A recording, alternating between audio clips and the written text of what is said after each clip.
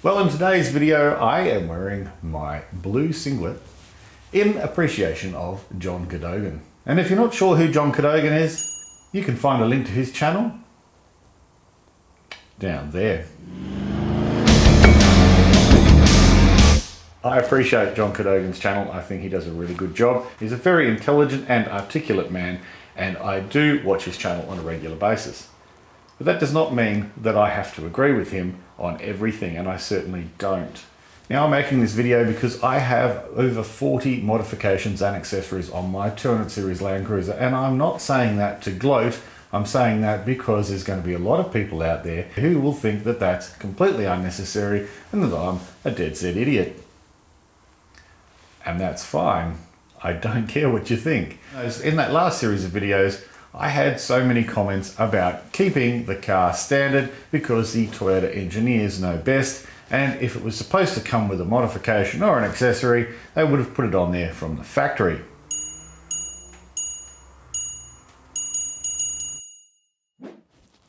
Okay, whatever.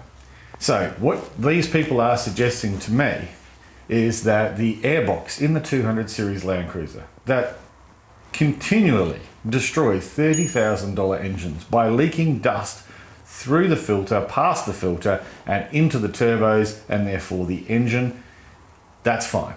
The Toyota engineers knew best, so we should leave that. Don't worry about replacing your airbox. Don't worry about trying to modify it, because the Toyota engineers knew best. If I was to take that across to all of my accessories and modifications, I would have left the 2014 GX head unit in my car, and I would not have replaced it with an Alpine head unit because the Toyota engineers knew best. Now, if you've ever seen the head unit from a 2014 200 series GX, it is very similar to the base model 2005 Camry. It is not good. The GX also didn't come with rear speakers, so putting those in is unnecessary because the Toyota engineers knew best. Now, I know that those are frivolous and probably no-brainers, but you can't go past the airbox issue with the 200 series Land Cruiser, and there are other things that aren't great with it as well, like the programming of the 6-speed gearbox. It's appalling. It really is appalling, and that's why people remap them, and that's why people put lock-up kits on them. Now, Anthony from 4x4 Diesel would argue that you just need to know how to drive it correctly, but he is another person that I actually enjoy watching his videos of and respect very much, but he's not correct. Not with the 200 series anyway. I don't know. I don't drive a Prado. Maybe the Prados are different, but I imagine that they're very similar, if not the same 6-speed gearbox. Now, when I put my gearbox into 4th gear while towing, it does stay locked up over about 75 kilometers an hour and doesn't overheat my automatic transmission. Unfortunately, I can't do 70 kilometers an hour up some of the hills around here. I have to do 30 or 40 kilometers because they are very tight, single, narrow lane roads with lots of tight turns in them, and to do more than that with a caravan on the back would be insane. Now, doing 30 kilometers an hour up one of the hills to one of my favorite campsites with my caravan on the back, I hit 115 degrees centigrade in my torque converter within about 3 minutes of starting the ascent. That's not good. Now, with a simple modification like my Richards automatic lockup kit, I can put the low lock on, drive along in 2nd or 3rd gear, and maintain a 70 degrees Celsius temperature in my torque converter. That to me is a sensible modification because the Toyota engineers might know best for what suits them, but they don't know best for what suits me and how I use my vehicle. My vehicle is not a daily driver. I don't live in the city, and therefore what Toyota engineers have taken into account when designing my vehicle doesn't necessarily suit my needs perfectly, and that's okay. If it was the perfect car, you wouldn't see any other cars on the road.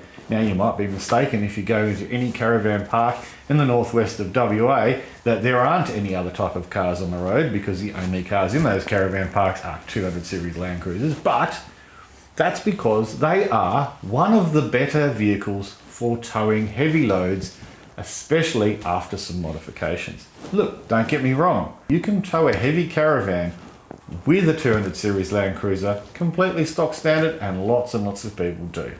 But you can tow it better with some modifications. A great example of another accessory that comes under a huge amount of debate online are bull bars.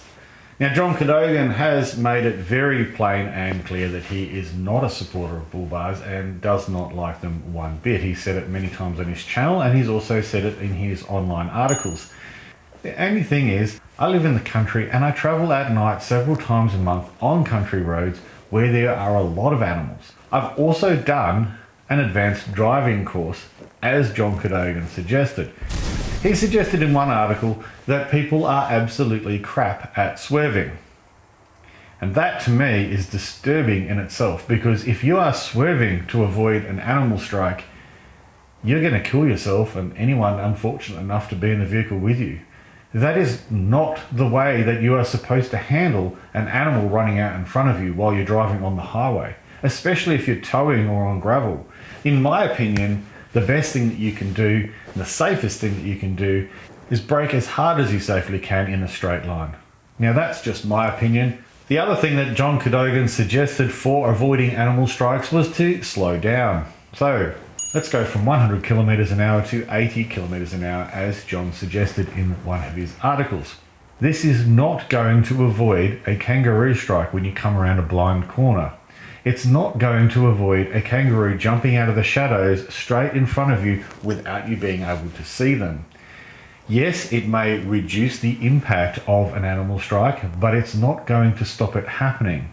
And neither is a bull bar. And a bull bar is not designed to stop your vehicle from being damaged.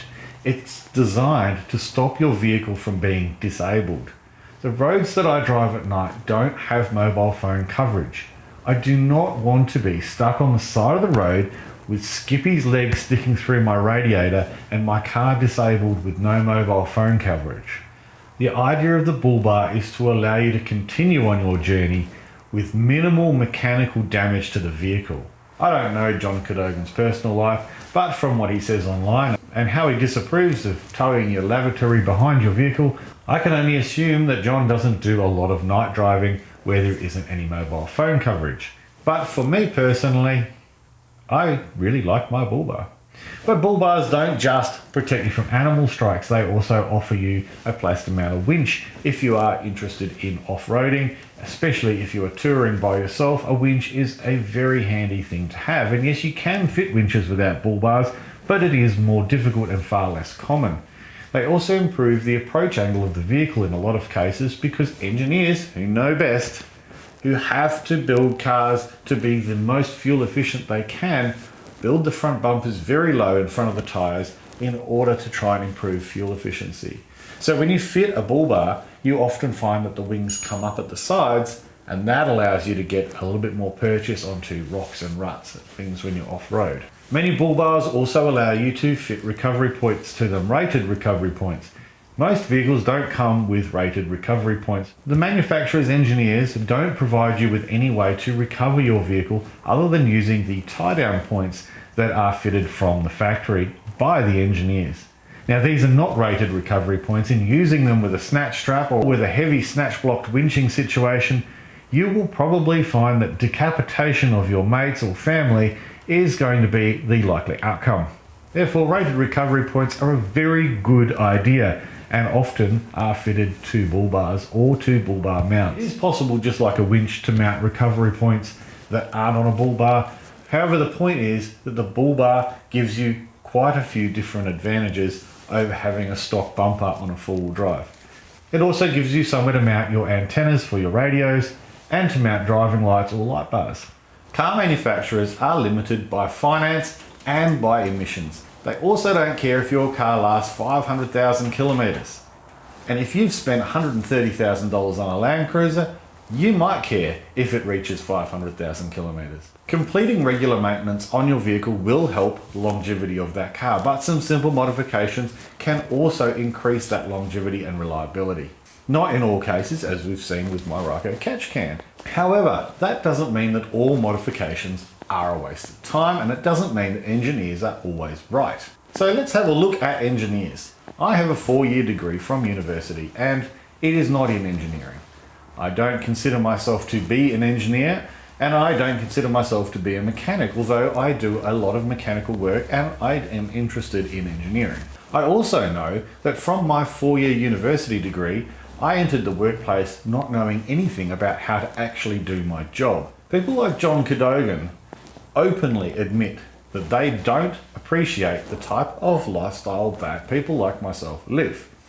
I do wear a blue singlet, I drive a Toyota Land Cruiser, and I even tow my lavatory behind me, as you would hear him mention several times on his channel. John Cadogan has a fascination with Dingo Piss Creek, and I have tried to find this place out of pure curiosity. The closest thing I could find was a place called Dingo Creek, and it actually looks quite beautiful. I wouldn't mind travelling there and having a look one day. Unfortunately, it's about 3,500 kilometres away from me, and right now, with COVID the way that it is, I think it's going to be some time before I could get there. But somebody like John Cadogan, who absolutely rips the piss out of people who like touring, four-wheel driving and camping, is not the sort of person that you should be taking advice on about how to set up your touring vehicle. Listening to John Cadogan's advice about setting up your vehicle for touring because he's a mechanical engineer is a little bit like listening to the OHS rep that's just graduated from university and is trying to tell people who've been doing their job for 20 years how to do it better. They don't actually understand because they don't actually do the job. Just because something looks right on paper doesn't mean it's going to work in the real world. And if you're like me, you would have seen that time and time again. The other thing that these engineering-loving male Karens seem to not understand is that people enjoy modifying vehicles. It's a hobby, it's an interest. Why don't you just let people have fun? A lot of the modifications and accessories that I've fitted to my car aren't required. They aren't necessary. I don't have to have LED lights on the back doors of my car, so when I'm camping and I open the door, I can switch the lights on and see what I'm doing. I could use a torch. I could buy a torch from Bunnings or Coles, and I could just use that. But I enjoyed putting those lights in. It took me a long time, but it looks really good, and it is so handy and so useful. Sure, they might be the thing that goes wrong when I'm on corrugations before anything that Toyota put in the vehicle. I agree that accessories are often the first thing to fail. But if you've put them in yourself and they're not absolutely necessary, who cares? It doesn't matter. But of course there are situations where you can cause mechanical failures by fitting accessories or by doing modifications. I had an example of that when I lost my brakes out on the Great Central Road due to a stainless steel hose from my air compressor coming loose and rubbing against the brake line. Now, that's a terrible situation, but because I installed that accessory myself, I was able to find the problem, diagnose it, and repair it enough to get me 400 kilometers to the nearest town. So yes, if you want the most reliable vehicle to go outback touring, sure enough, you could probably leave it standard and you're probably going to have very little problems. I agree with that totally. But if you want a vehicle that's going to last a really, really long time and that's going to be nicer to use and nicer to live out of, and you enjoy modifying vehicles as a hobby, go ahead and do it. Think about each modification and accessory. Think about the weight that you add into the vehicle. Think about reliability. Think about corrugations. Do your research. Make sure you're not putting something on that's going to ruin your vehicle, like what I did. Life is full of risks. And if you're not taking any risks, well, you're not really living. I felt like I had to do this video. There were just so many comments of the same type of thing coming up over and over again. I felt like I had to address it. And I know I'm going to upset some people here, but whatever.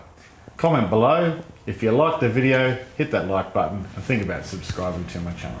Thanks for watching.